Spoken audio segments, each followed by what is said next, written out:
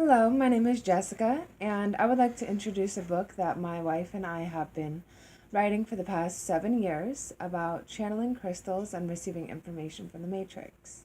We have covered all kinds of information about the past, the future, ancient civilizations, ETs, ascended masters.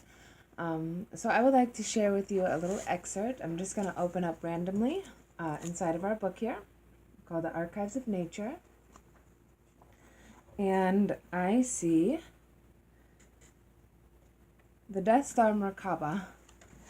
The Death Star merkabah is part of the dark sciences. There are a few Death Star merkabahs, and they are a parasitic technology, which resembles a black city that moves in between dimensions. Their action, because everything has an antithesis, is that as they are consuming the other planet's energy, the energy then becomes polarized into creations. This is not because they are expelling energy as a result of recycling energy. It is because the energy that they are creating by vampirizing another planet has polarized itself into a creation energy, because energy is never lost. The Death Star technologies are creating an actual intelligent energy that vibrates within them. In this way, creations are not actually destroyed. They only begin again in another reality. By the act of their destruction, the Death Stars are precipitating an energy that is going into the cosmic ether. This energy has intelligence and its own autonomy, so the polarities will begin to unfold themselves. It will start developing into an energy of expansion or creation. It is just like what happens to the soul when we die. There is no end. It just continues on into a different octave. The Death Star merkabah functions like valves in our circulatory system, in which the blood passes through the veins. When the blood goes through a valve, it stops a little bit. Then, when it opens up again, the flow is faster and stronger. Although at first they are seen to be the ultimate of evil, it is actually precipitating the flow of creation. This is because energy is never lost. It is immortal. And this is the Alpha and Omega. It is the beginning and the end, because time is circular, just like the food chain. Ultimately, all of these places in our natural merkabah reflect the entirety of the cosmos, planets, planes, and dimensions, as well as their relation to one another. Since all these points of planes are in our own bodies, then we should know where everything is, but people get lost.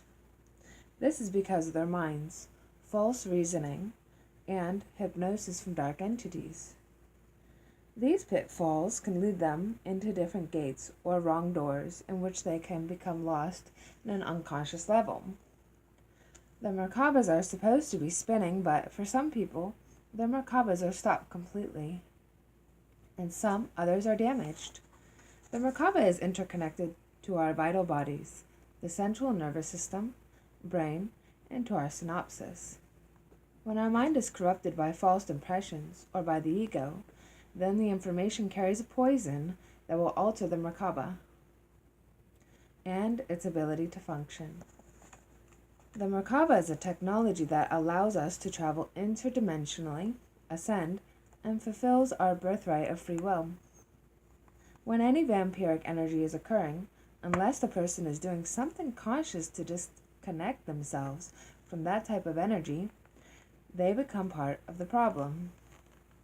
The wave of energy leaves behind, in a different level, a path of negativity. For example, if you see that the planet is dying and the people who are doing evil, then you can choose to observe that. And as you do, you become part of the dissolution. In this way, your own energy becomes linked, and you become sucked up in the current. When this happens, then the negative entities that live inside our own microcosm start damaging our own central nervous system and brain. This is when we start the disconnection process between ourselves and divinity. As a result, one becomes bitter, manifests disease, and they slowly start to die and dry up. there is a subconscious and a conscious process to all of this. The conscious process is when you recognize that these things are happening and you assess what you can do about it. If you do what you can, where you are, instead of fixating on what is left undone, then you can recognize and celebrate this reality. As a result, you do not connect to the process of death, and you do not become it. Alright, that is all for today. I hope that you enjoyed it and continue to follow up on future videos. Thank you so much.